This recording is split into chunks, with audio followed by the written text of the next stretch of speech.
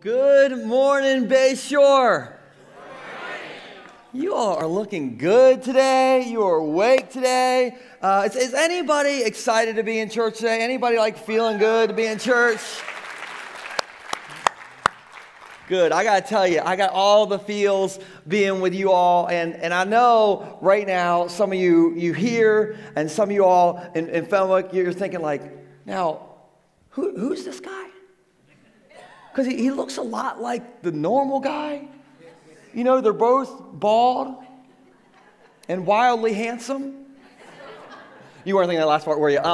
But the reason I look like the normal guy is my dad. And he's not here today. And again, I know, what some of you are thinking. You're thinking, oh man, Pastor Danny isn't speaking today. I am so upset about that. I know you're thinking that. I know it. But that's okay, because I'm thinking the exact same thing, all right? And if this is your first time with us and you kind of enjoyed today's message, come back next weekend. You should hear the normal guy. He is absolutely the best. But I'm so excited to be with you guys. And three things before I get started with you. First off, I like to interact, a lot. All right, and so by a show of hands, and I need every campus in on this, and I can see through the camera, okay? So how many of you are going to interact with me today? Put up your hands, you're going to interact with me? Good, that was a test. And you nailed it, all right? And so I'm feeling it. The second thing is, I like to have fun and laugh in church. Maybe you kind of grew up in a church where it was illegal to do that. And if you laughed in church, Brother Ron will give you the look, the church will just stop it. Okay, no, we are not that church. All right, Brother Ron does not come here. All right, so everybody can relax and everybody can just enjoy themselves today. The third thing I wanted to point out, and this is so cool. We are all, everyone in this room, everybody watching online, we are experiencing a Bayshore first right now. We are making Bayshore history, people, because this is the first time that all three campuses have been experiencing the same message at the exact same time. Come on, somebody. So cool. And so what's up, Bo Dukes and Rehoboth Beach? I miss y'all. I'll be with you in the flesh next weekend. What's up, Jeremy and Fenwick? What's up, online family? And what is up, Gumboro, the land of Scrapple? Praise the Lord, people. Woo! And so we're all having a history-making moment, and so I need everybody to turn to three people, no matter what campus you're at, even if you're online in Starbucks, and I need you to high-five three people and say, you're famous.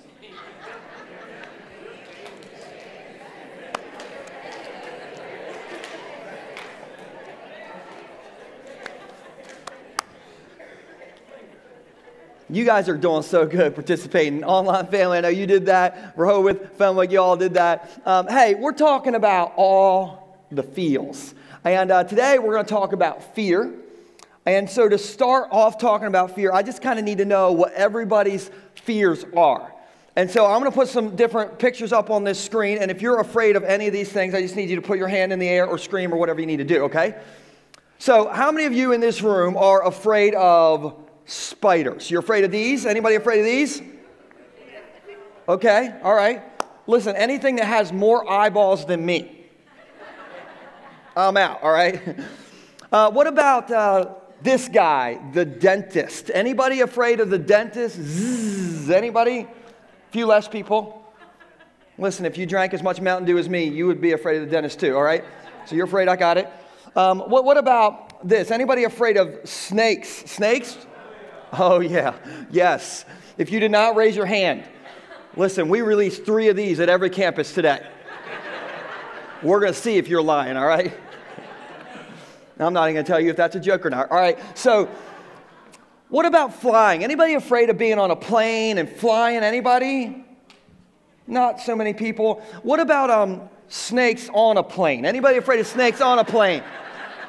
Everybody. Thank you, Samuel L. Jackson. Well, listen, everybody is afraid of something. And quick story, my wife's birthday is on June 4th. Falls on the same date every year. And so this last year, I had an idea. I was like, I am going to take my wife for her birthday to the Ocean City Boardwalk. Now, I am cheap. Some people, including my wife, may or may not call me Pastor Tight, okay?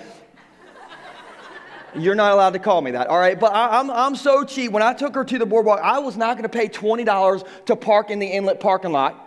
I made us ride the Ocean City bus in for $4, saved us $16. Happy birthday, babe. We're riding the bus, baby. So we rode the bus in to the inlet, and we did the boardwalk right. All right, we ate Thrashers and Dumpsters at the same time. I will have a Pentecostal moment, all right? Come on, we did that. We played skee ball. We got in a little photo booth, old school photo booth thing. You guys know about those? You want to see the picture? All right, I want to show you the picture. We'll put this on the screen. Look, isn't that oh, there it is. I heard it. I need you to look at this third picture where she's kissing me. Whoo. It's getting hot in here. It's hot. All right, let's move on. So we did that. And right after we got that picture taken, my wife said, Joel, let's go to the haunted house. Now, I don't do haunted houses. And it's not because I'm a pastor, it's because I'm terrified, all right? And think about it, we pay money to stand in line to have somebody scare us to death. That is not normal, people. And so I thought, well, I'm not going to give Stacy what she wants on her birthday. And instead, I'm going to convince her to ride the Zipper instead. Who knows about the Zipper in Ocean City? Oh, yeah. All right, I rode it when I was 13 years old. It was an amazing time then, so I thought it would be great. And if you don't know what the Zipper is, here's a video so you can kind of get the feel of it. Okay, that's the Zipper in Ocean City. If this is not romantic, I don't know what is. And so I was like, baby, we're going to go ride the Zipper. You are going to love it for your birthday. And so we got on into the death cage. Now, just remember, we had eaten Thrashers and Dumpsters at the exact same time. And so they closed the death cage door on us, and it starts zipping. And my wife grabbed me, and she said, this is not what I want for my birthday. And we got to the top of the rotation when it's at the very top. And Stacy said to me, she said, how do we know that this door is shut and we're not going to fly out of this thing and die? And all of a sudden, my 36-year-old brain kicked in, and I thought, how do we know this door is shut and we're not going to fly out and die? And for the next 4 minutes, that thing zipped, and we screamed, let us off this ride. We shouldn't have eaten Thrashers and Dumpsters at the same time. We just were losing here's the thing. It was the most terrifying 4 minutes of my life. And everybody has a fear story, right? We all have things that we're afraid of. And sometimes it's small fears, like the Zipper, but there's real fears. You know, maybe you're afraid of your kids getting hurt. Maybe you're changing careers and you're afraid to go back to college. Maybe you're afraid of raising teenagers. Hello. Amen. Maybe you are afraid of starting a new business venture or something related to your health. The point is, at some point in life, we're all on the Zipper and we're all afraid, right? And so today, I want to talk to you about how you can get the most out of fear. Because I believe that not all fear is all bad. I believe that every emotion is from God. And so I believe that every emotion can be good, but every emotion can go bad. Now, I know what some of you guys are thinking right now. I know what some of you in Fenwick are thinking right now. I can feel it all the way in Gumboro.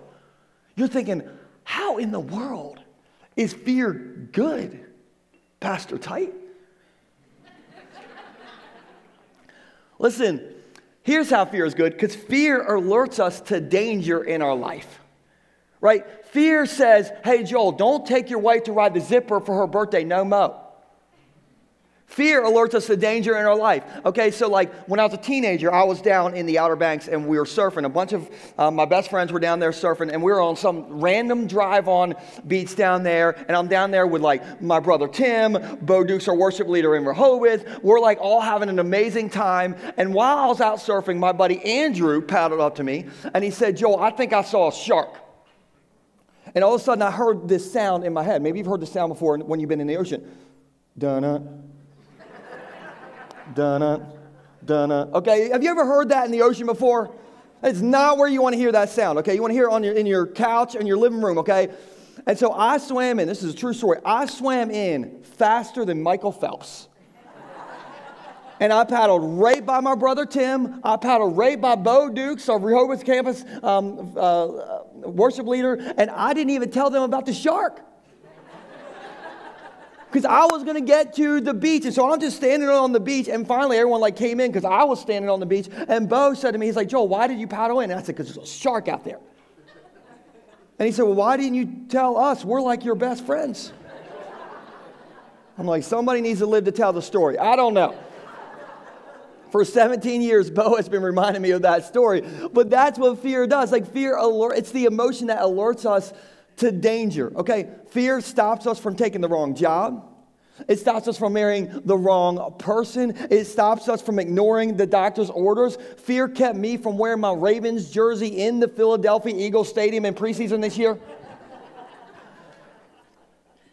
So how many of you would say that fear has kept you from some danger at some point in your life? Fear has kept you from some danger? Yeah. So fear is God's gift to us that can alert us to danger in our life. But the problem is when we give fear a louder voice than we give our faith. And one of the things that I've noticed so many times in my life is that God wants me to step through my fear so I can step forward in faith. So I can step forward in faith. And so listen, everybody in Fenwick, everybody in Rehoboth, this is so important. Fear is okay to have a voice in your life, but faith should always get the final vote. Faith should always get the final vote, because if fear gets the final vote in your life, you'll never take a risk. You'll never do anything. We will wrap our kids in bubble wrap for the rest of their life, okay? And let me just tell you, your kids do not want to be wrapped in bubble wrap. And so, no risk means no reward. Faith should always get the final vote in our life. Why? Because I believe the best things in your life sit right on the other side of your greatest fears. And so we're going to talk about that today. If you brought your Bible, head on over to Numbers chapter 13. I'm going to be reading out of one of the Bibles that we just give out for free around here. If you're here and you don't have a Bible, one of the best things that we can do when you leave today is to give you a Bible for free. They're all sitting in the back of this room. So when you walk out of here, they are free. They're not like free 99. They are free. So take one before you leave today. But we're going to be in Numbers chapter 13. Here's the context of what's going on. Moses has just led over 1 million people out of slavery in Egypt. And they're walking through the desert, and they're on the way to the Promised Land. Now, the Promised Land is going to be good. The Bible says it's a land flowing with milk and honey. Modern day translation, it is a land flowing with dumpsters and thrashers. It is going to be good. And so Moses is leading all these people to the Promised Land. But before they go in, Moses is like, I need to send some spies in to just make sure it's all good. And so he sends 12 spies in to spy it out for 40 days. And then when they come back, these spies, they basically have a press conference in front of all of the Israelites. And this is what the spies say. Numbers chapter 13, starting in verse 27. The spies said, we entered the land you, Moses, sent us to explore. And it is indeed a bountiful country, a land flowing with milk and honey. Here is the kind of fruit it produces. Now, I just imagine in this moment that somebody held up a Bennett Orchards peach. Fenwick, you know about those Bennett Orchard peaches, okay? So somebody holds up this amazing fruit from the Promised Land. And then, what's this word say? But. Here's the kind of fruit it produces. But the people living there are powerful, and their towns are large and fortified. We even saw giants there, the descendants of Anak. And so these spies saw things that, first off, amped up their faith. They're like, we saw milk, we saw honey, we saw Bennett Orchards peaches, come on. But we also saw things that amped up our fear. They're like, we saw big towns, we saw big people, we saw big walls. It is basically Texas over there. Some of you will get that. Okay, anyway. But in life, there's always going to be things that amp up our fear, and there's always going to be things that amp up our faith. And so all I want to do today is give you 2 ways that you can amp up your faith in your life. And so if you're taking notes, you can write this down. If you're not taking notes, I always tell this to the Rehoboth campus, write this down, okay? So the first thing is this. If you want to amp up your faith, you have to first stop feeding your fears. Stop feeding your fears. Now, there's a picture going around the internet of these kids that are answering the question, what scares you the most?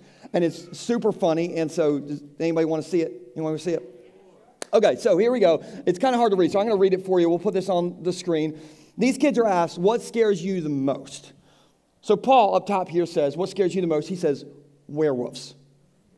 Now I get that. All right, I saw one of those Twilight episodes. Okay, werewolves are scary, all right? So what scares you the most? Werewolves. They asked Nina, what scares you the most? And she says, sharks.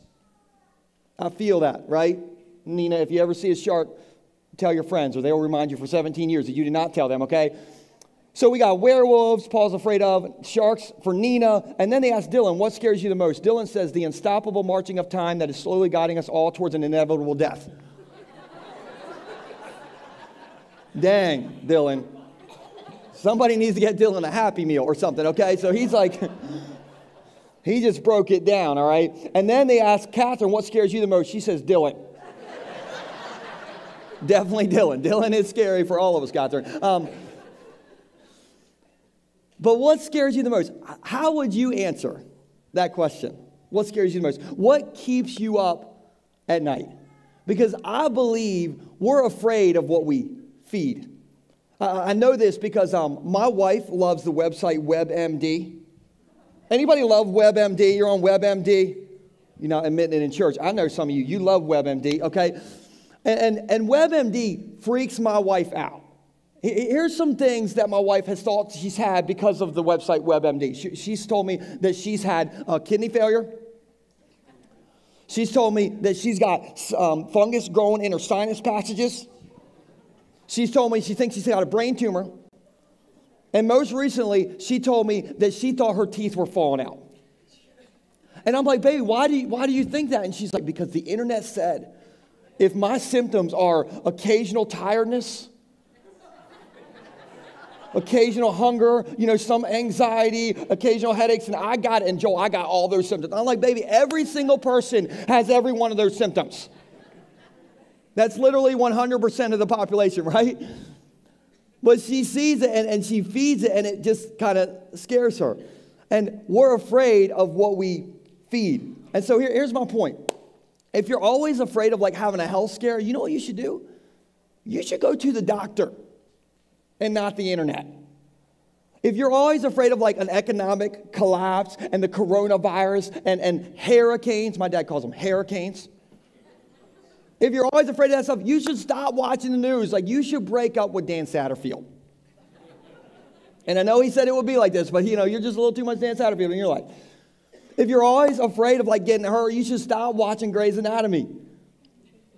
Because we're afraid of what we feed. And so we got a choice. We can either feed our faith or we can feed our fear. But what we feed grows. And so after you answer the question, what scares me the most, follow that up with, how am I feeding that thing? How am I feeding that thing in my life? And so back to the story of the 12 spies. These 12 spies, they go into the promised land. They're there for 40 days, and they come back, and they're like, man, I'm seeing giants. I'm seeing giant walls. They are more scared than a tourist that sees a dolphin and thinks it's a shark. They are scared to death because they fed their fear for 40 days. And so this is what they say next.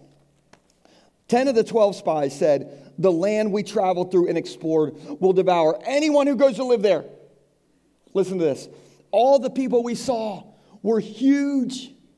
Now, let me just promise you, they saw short people too. But they're like, oh, everybody. Oh, they're all huge over there, okay? We even saw giants there, the descendants of Enoch. Next to them, we felt like, what's this word? Grasshoppers. They felt like grasshoppers. And it says, and that's what the giants, thought of us too. Everybody, every campus, just say this with me. They've been feeding their fears. They are feeding their fears, you guys. Listen, this is not what they saw. This is what they feel about what they saw. And fear is when we make a giant out of the grasshopper in our life. Have you ever done that before? Made a giant out of a grasshopper in your life? Has anybody done that in this place?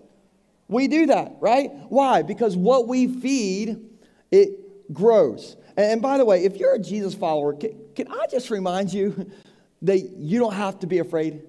Can I remind you that this tells us so many times not to fear? Do you know how many times this tells us not to fear? Anybody know? A lot would be a good answer, but 365 times. 365 times it says, don't fear. Thou shalt not fear. Nate, back there, you don't have to fear. 365 times. Do you know what theme Jesus talked about more than any other theme? What was it? Love? Like, because, Valentine's Day, was it love? Nope. Was it pray every day? Nope. It was fear. The most talked about theme that Jesus talked about was do not fear. He talked about that 21 times. And here's what fear is and here's what faith is. And we'll put this on the screen. Fear is when we make a giant out of a grasshopper in our life. Faith is when we remind the grasshopper in our life about the God in our life. Fear is when we got this grasshopper that we're turning it into a giant. But faith is when we say, hey, little grasshopper, I got a giant in my life. And so there's a big difference between faith and fear.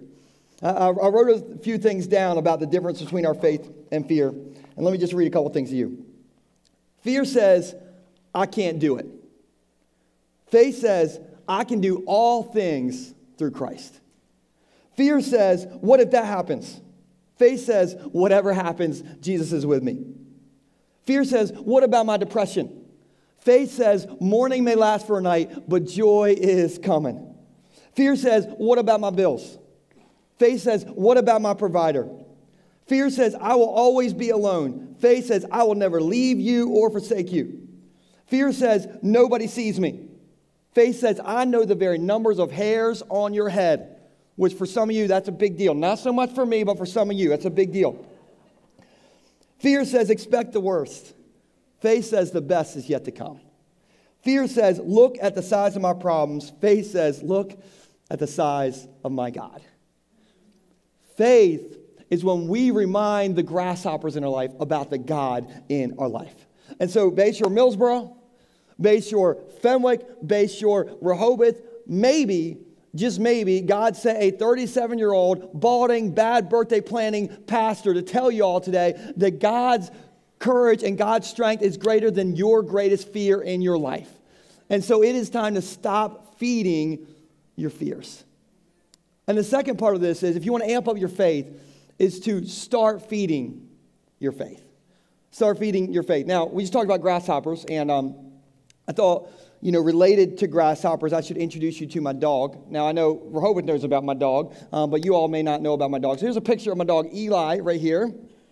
It's Eli. You guys laughing at my dog? Listen, he can hear you. He can hear everything, all right? Now, this is my dog, Eli. I feel like there's a lot I need to explain in this picture. First off, Eli is a Chihuahua Dachshund mix, okay? Also known as a Chiweenie. It's true. You can Google it, all right? Also known as cheap, and I'm cheap, and this dog was cheap, man, so I bought it. So this is a Chiweenie, and the second thing I need to point out is, first off, Eli is 12 years old. And so he's 84 in dog years, which means he occasionally leaks.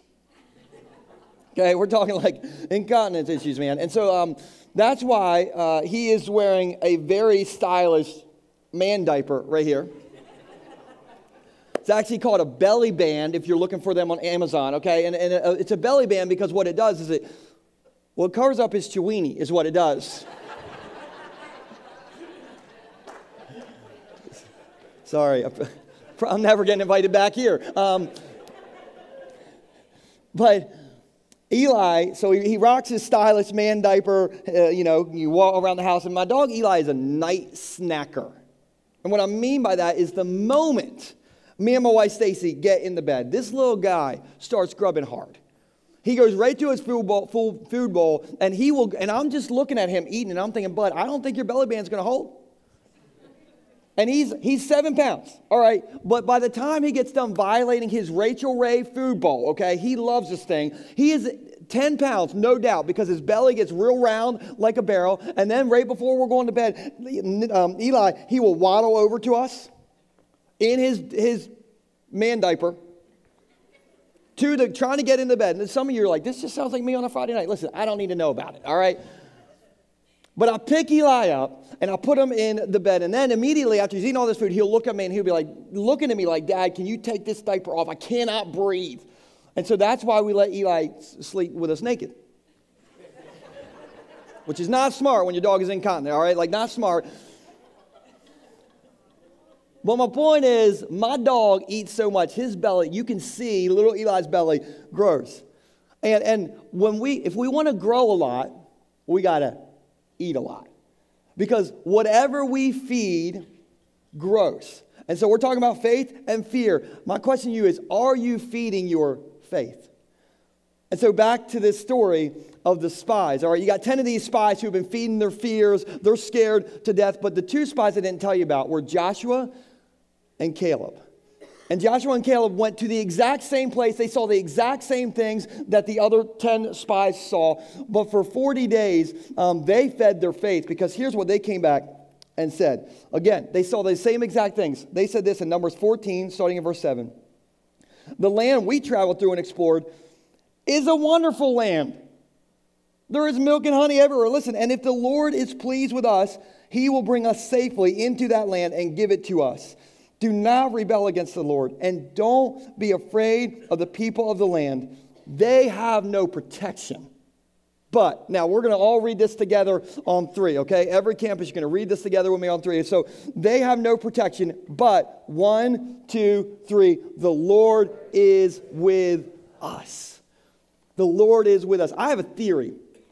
I believe that the reason they could say the Lord is with us is because I think they walked around that promised land for 40 days, and Joshua and Caleb just reminded themselves of all the good things that God had done in their life. I think for 40 days they were walking around the promised land, and Joshua was like, hey, Caleb, you remember when God rescued us from slavery out of Egypt? And Caleb was like, yeah. And Joshua, you remember when we woke up that one morning and we walked into the desert and there was all this manna all outside of our tent, and God basically dropped Uber Eats on us and gave us breakfast every day in the desert? And then I think Caleb was like, yeah. And Joshua, you remember when God was our Google Maps, and he sent us this fire by night and this cloud by day to just guide us around the desert? And I think for 40 days, they just reminded themselves of all the good things that God had done in their life. And when you are facing fear, sometimes you just got to remind yourself of all the good things that God has done in your life. You got to stop and say, hey, self, if God did that back then, he can do it again. If God did that back there, he can do it up here. Because you just got to feed your faith and feed your faith and feed your faith. And I think that's what Joshua and Caleb did in that desert. And so there's someone at our Rehoboth campus that's one of my favorite people. You're not supposed to have favorite people in church, but I have a favorite, maybe. And her name's Miss Patsy. And we have a picture of Miss Patsy. Everybody loves Miss Patsy. There we go. So quick explanation. This is our team volunteer rally before the service starts on Sunday in Rehoboth. And Miss Patsy is right here, and she is doing the dab. Listen, things are going off the rails when Miss Patsy starts doing the dab in the team volunteer rally. And so Miss Patsy, she's just like this lady who's full of life. Now, I love Miss Patsy because Miss Patsy has more faith than anybody I've ever met. She's the one who says to me, Joel, you need to pray bigger prayers. You just need to have more faith, Pastor Joel. I'm like, are you doing anything in 20 minutes, Miss Patsy? You want to preach? Okay, you're amazing. She's this person who's just got all this faith in her life. And so a while back, she was telling me that she had to stop taking her kidney medicine because it was giving her high blood pressure. And so she went to her kidney doctor, and the doctor walked in, and the doctor said, Miss Patsy, I think it's good that you stopped taking that kidney medicine because it was giving you high blood pressure. But he said, I'm just obligated to tell you that because you're not taking your kidney medicine, your kidneys aren't protected. And Miss Patsy said to me, she's like, you want me to tell you what I told the doctor? I was like, yeah, I do, Miss Patsy. And she said, I told that doctor, my kidneys may not be protected by your medicine, but my kidneys are protected by my God. And she said, let me just tell you something. My God knows more about my kidneys than you or any of your doctor friends because he made them. I'm like, you didn't say that, Miss Patsy. She's like, yes, I did. And then Miss Patsy just gave me the dab and walked away. I'm like, you are crazy. And that's somebody who's been feeding her faith. Whatever we feed, it grows. And so in this story, these 2 spies, Joshua and Caleb, they fed their faith, and because of that, they got to enter into the promised land. God let them into the promised land. But the 10 who amped up their fear and fed their fear, the other 10 spies never got into the promised land. They missed out on all that God had for them.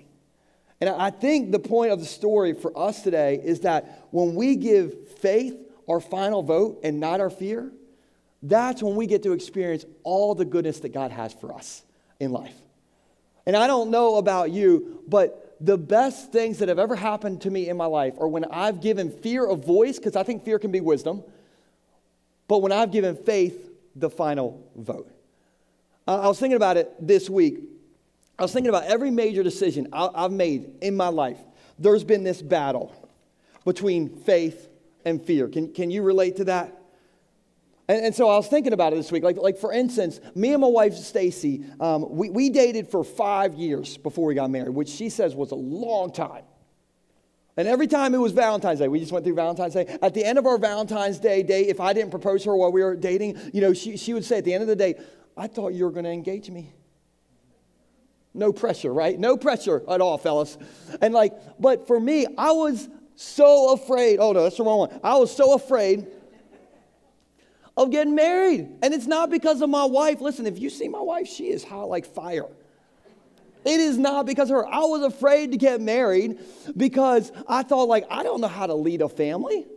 I don't have any money. I can't provide for a Chiweenie. But I started praying about it. And I started talking to my wise friends about getting married. And I started reading about what a biblical wife looked like. And 12 years ago, I stood on this stage right here, and I married my dream girl. And let me just tell you, I am so glad that faith got the final vote, because that's the best decision I've ever made. But then, after we got married, Valentine's Days would roll around again. And Stacy, instead of saying oh, I'm sad you didn't engage me, she started saying, you think we could have some kids?